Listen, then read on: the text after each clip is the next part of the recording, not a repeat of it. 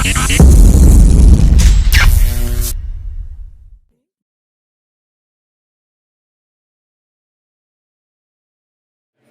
ladies and gentlemen, please put your hands together for Miss Angela Roux.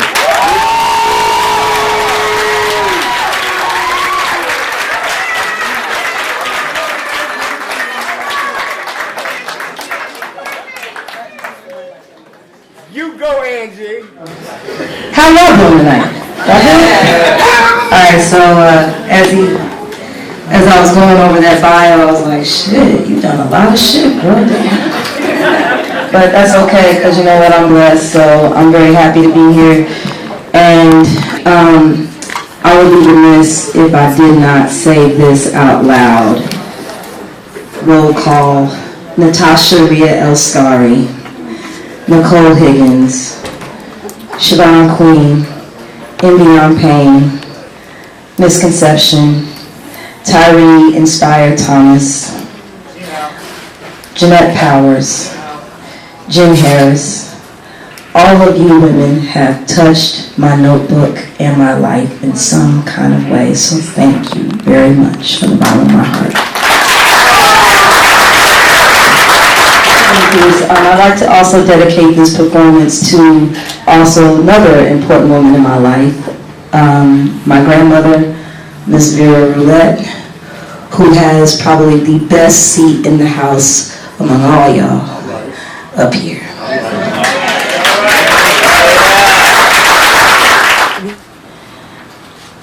I have ugly feet, which have traveled many miles in aimless directions. Sometimes the earth is smooth under the arc of each step, other times jagged and unforgiving. But each step I move forward to the destination that lies ahead. Deterred by many a detour, day tripping away through mountains and valleys, admiring each towering peak, lamenting each epic fall. My soles get tougher, calloused and cracked, battle-worn from the trek, remnants of nail polish serving as a reminder of silly vanity past. Yet, I still saunter about like some crazed dancer with ethereal grace, knowing full well it is an unsteady trudge digging hideous metatarsals into dirt. I look at these ugly feet, examining the deep lines, and it begins to trace a map leading back to a woman who loved fiercely. This love deep in Missouri earth, giving birth to generations who never apologized for senseless self, who weren't practiced to know their place, and who never feared God-given gifts, and when told by others they can't, they said, watch me. Grandma Vera, I look at my feet, and I see the pits of your earth nestled in these lines. It provides me fortification, rooted in a heritage that is deep and beautiful. Your earth, never letting me stray too far from who I am. And if my journey ever takes me to an unfamiliar place, I need only look down at these ugly feet, covered in gorgeous earth, to remind me of home. Yeah. I'd like to call the drummer to the stage himself and just him off. Beautiful time.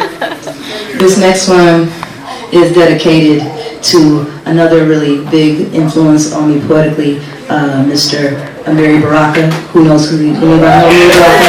Okay. So I felt like, yeah, this is something I want to do an homage to him. I want to be a thug like Richard Sherman.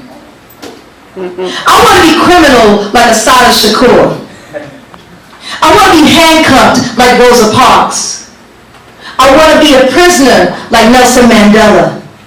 I want to be spied on like Martin Luther King. I want to fit the description like Sean Bell. I want to go viral like Oscar Grant. I want to be anonymous like every black woman in America that goes missing. I want to be followed. I want to be stopped and frisked. I want to be told it's not about race. I want to be feared I want to be pacified. I want to be objectified. I want to be misappropriated. I want to be passed over, and I want to be, I want to be your welfare case. I want to be your doormat. I want to be your shuck and jive. I want to be your jigaboo fantasy. I want to be your porch monkey. I want to be your affirmative action quota. I want to be referred to as girlfriend, honey, child, on my job.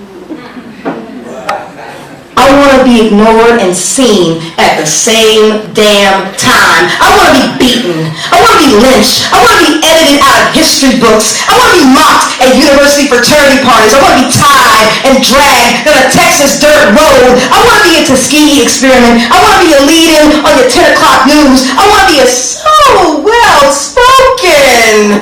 I want to be muzzled. I want to scream. I want to cry. I want to shake my head because I want it to make sense. I want it to make sense. I want it to make sense. It doesn't make sense, does it?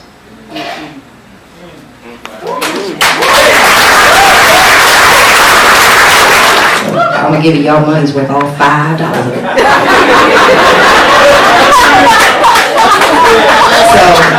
But for those who know me outside of poetry, I'm a really huge sports fan. I've been a long-suffering Chiefs fan for a good part of my life. But before that, I was a long-suffering Royals fan for most of my life. Nah, but on the real though, like, baseball actually was like my first introduction into sports. Like, I went to more games at the K than I ever did at Arrowhead, and like my favorite player growing up was Willie Wilson, Frank Wright. You know, those were my people. So like, I remember that being a very little kid. So I never had a chance to write a sports poem though before. So I was actually inspired one day to write a poem about a very interesting person who I actually thought was a hero of mine once. So we're gonna get into this. Take me out to the ball game. Take me out with the crowd. Buy me some peanuts and Cracker Jacks. I don't care if I ever get back.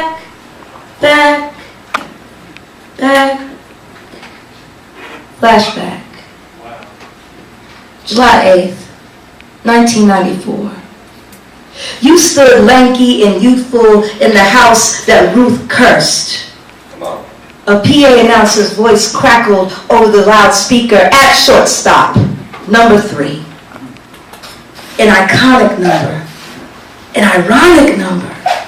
It is your debut. Crazed Bostonians voice their ire. An eminent crown adorns your head, illuminating the hope of every boy and every barrio. He says your name, Alex Rodriguez. Before the flashing lights, before the whispers, before the press conferences, before the 275 million reasons to sell your souls dug into the Fenway earth. Nervous, yet assured.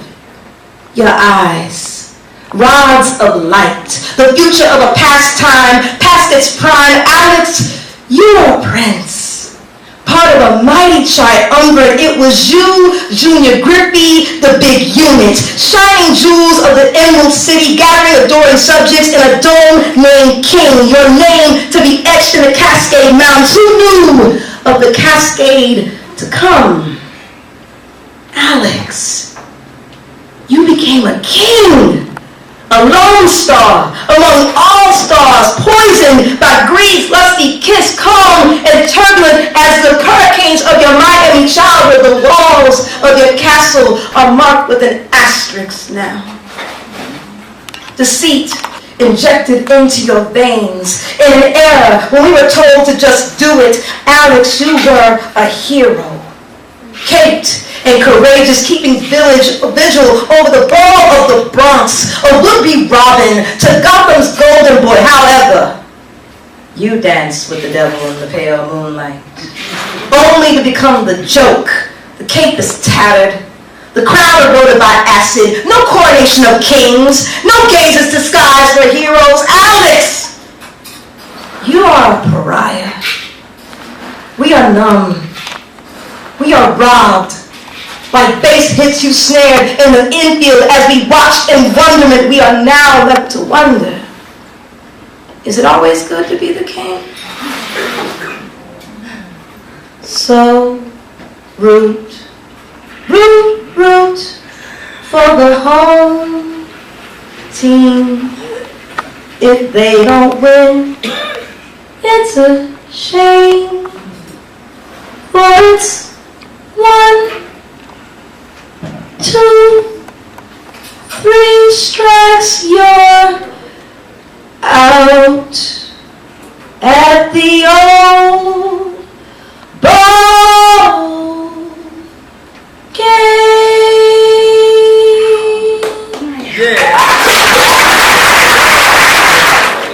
I would be remiss if I didn't get up here as a poet and do my job and get to the obligatory love poems, which is quite hilarious this week. For those of y'all who know me, y'all know the inside joke. It's been a long, crazy last few days. You men's are unstable creatures. But I love you. So, anyway. This is some new stuff I actually haven't really done here, and I was really trying hard to suppress, you have this new poem, oh, I want to share it. And then I was like, oh, no, wait. So, here we go. This is actually new. So, this is called Just Another Poem. It was a moment. Autumn. Saturday. 3:17 p.m. Mild soprano bending blue in green. Your bottom lip rolled in, calculating. A cramped right hand penning a black man's soul on paper. My eyes chasing scenes of passing cars out of the window, the metronome of breaths in comfortable quiet. I shift, now counting raindrops, interrupted by a caress of my free hand. I like this, you say. A nervous laugh, shared, count lost, forever found. Summer, Tuesday, 8-something p.m. I wanted you to be my forever baby, but you were just a poem. Musings, manipulations, a convoluted collection of lines sprawled out and scribbled, cast to the ears of anonymous strangers who know nothing of the fall. The scars, unfulfilled promise condensed in minutes. Yeah, baby, it was a lesson.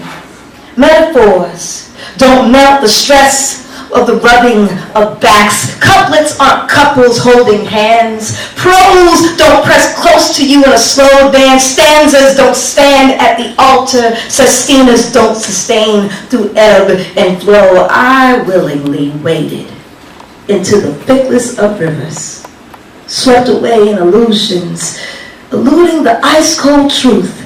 Some people are soulmates.